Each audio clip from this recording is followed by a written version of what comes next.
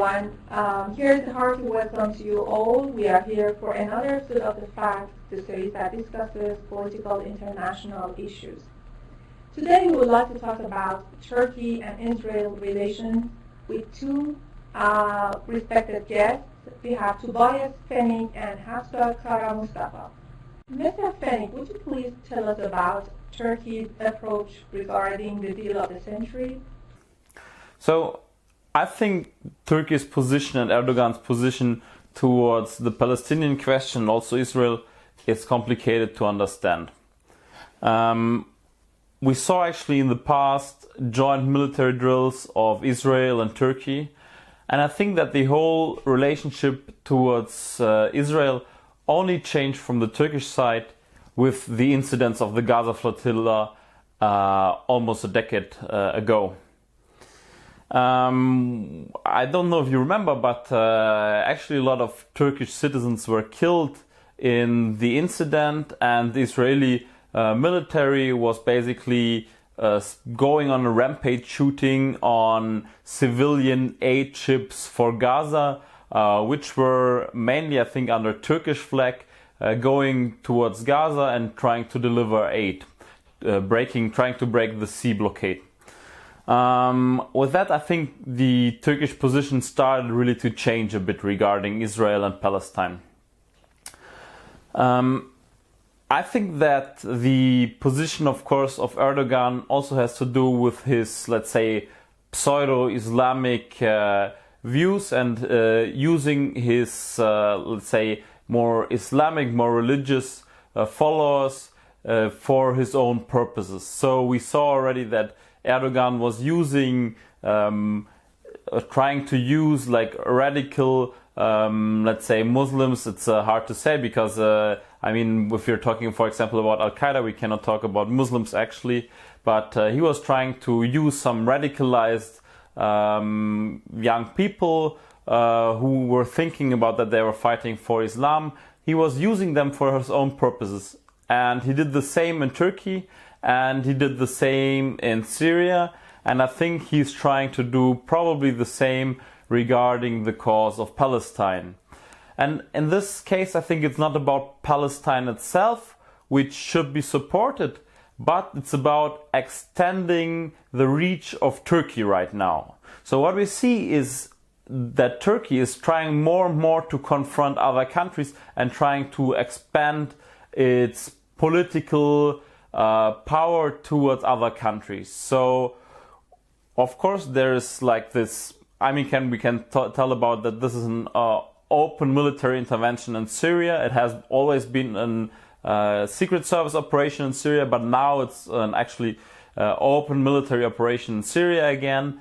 This is going on. We see that Turkey is trying to get a grab on the gas fields in the Mediterranean Sea, where it's fighting with Greece. Turkey is directly militarily involved into Libya. Turkey is basically trying now to fight on so many front lines and against other powers. And also they're even in confrontation with Russia. So there must be something. Erdogan is still into his bigger Ottoman Empire project, in my opinion, and he just doesn't realize that he is not, or Turkey is not capable of doing anything like that. It's just not possible. And I think that this is one of the main problems of Turkey, that, or also Erdogan, that he doesn't understand his own limitations. Thank you so very much for your answer. How much do you think, Mr. Fennig, the approach of Turkey's government is similar to its people's approach regarding Palestine and its cause? I actually saw Erdogan speaking on a public rally 1 year ago, and it was the anniversary of this coup attempt by the US in Turkey. And interestingly, what I saw was from the people who supported him from his base, that there were some, let's say, they played some videos and they really tried to make up and compare the struggle of Turkey against this US-backed coup attempt in Turkey with the other anti-imperialist struggles. And they showed actually footage from Vietnam, from Palestine, and so on. So I think, first of all, Erdogan is trying to get some kind of more power and influence by doing that. But also I think that the base people of Turkey, the actual people of Turkey, they have actual anti-imperialist views, and they are very much in favor of Palestinian rights. They are actually pretty much also against NATO, and that is also very interesting to see, because Turkey is one of the few NATO countries where the majority of people are actually against NATO. So you see that there's an obvious, very progressive movement of people also within Turkey, but I think it's not completely correctly represented by the government, because the government is still continuing cooperation with NATO, it's continuing occupation of Syria, it's continuing so many things which are pretty much wrong. But in the case of Palestine, if Erdogan is continuing to put pressure on Israel, if he's at least trying to do it, then I think we should be in favor of that, because he's really trying to do what the people on the basis, what the average Turkish people wants their government to do. And that's, I think, a very good thing. So I think it's also some kind of bowing to pressure in the streets. So actually Turkey and the Turkish government and even Erdogan himself, he is in some ways, they're small parts, but he's in some parts actually restricted by the people in the street. So he's a bit in fear. What will people in the streets think of it? And so on. So he's trying to make some concessions towards the people in the streets, to make some more progressive moves, so that the people in the streets, let's say, at least support his government to some specific parts, and that will actually help him, and that's also a symbol of power of the people in the streets. So I think, as I said, it's in general also a sign of strength of the average Turkish people who are in favor of Palestine and who are supporting the Palestinian cause.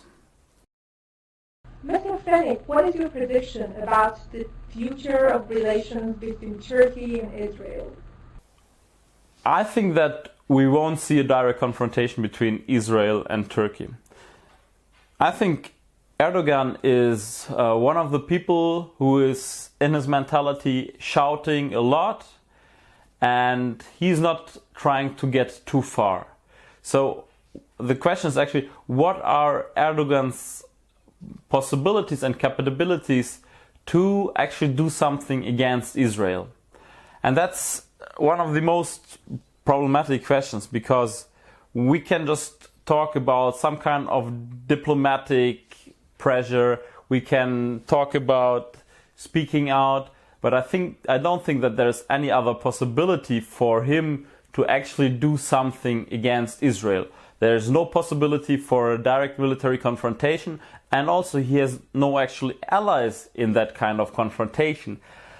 But I think that, for example, Iran would be willing to confront Israel together with Turkey. So I think Turkey should, again, think about which allies it's trying to get on board, and they should have a more clear and more strategic approach towards their own goals, because I think that Turkey cannot go forward with all of its projects, with any of its projects, or with extending its power without any allies.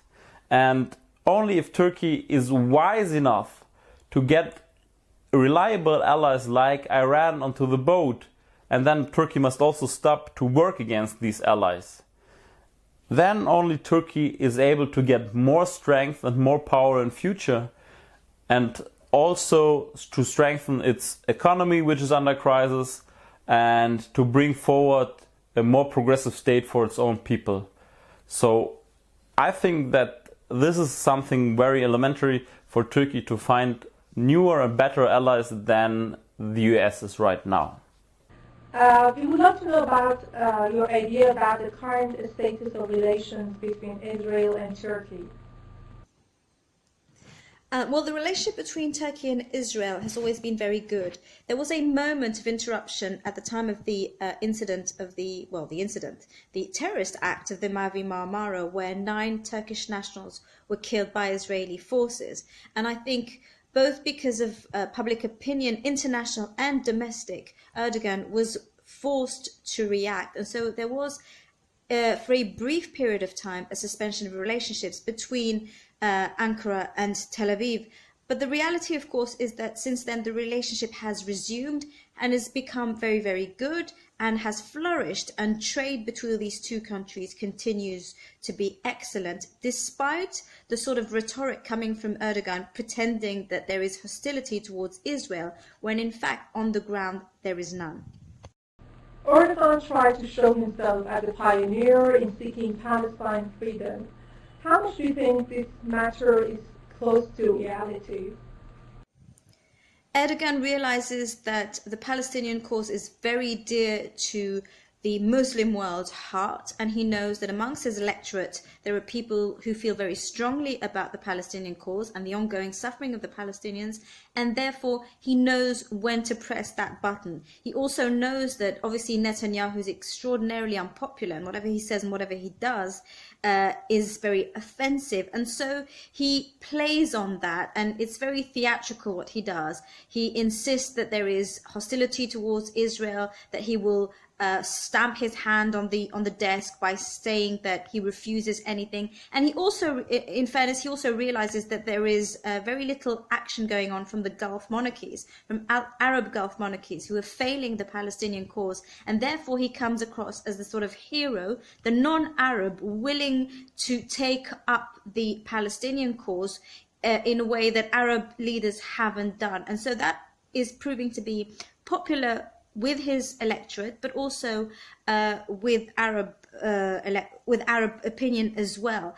But I think the more he does it, the more he's actually pulling on that string, and the more it's looking to be fake, because people obviously realize that despite everything he's saying and despite all of his threats, the relationship again between the two countries, between Israel and Turkey, continue to be very good. Trade continues to flourish, and above all, of course, the Turkish embassy in Tel Aviv is still open, and the Israeli embassy is still open in Ankara, and the Israeli flag flies on Turkish land. So we know that Erdogan talks the talk, but he obviously doesn't walk the walk. I'm really thankful to both of you, Mr. Fenik and Mustafa, for your informative explanation on this subject. We would like to see you again in this program for next episode.